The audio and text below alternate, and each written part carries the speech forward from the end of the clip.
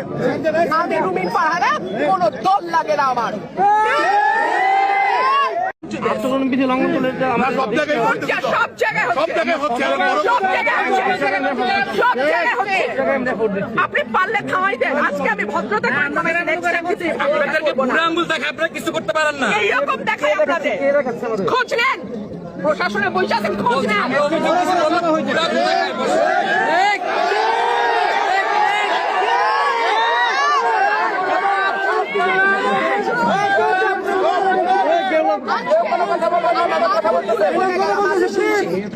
ভবিষ্যতে শুনবো না।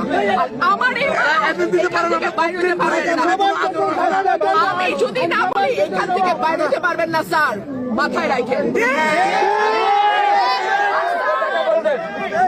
শেখ হাসিনার সময় আপনারা যাদের কথা এখন চলতেছে তারা কানে ধরিয়া খাটের নিচে থাকতো স্যার। আমি রুমিন ফারহানা, কোনো দল লাগে না আমার।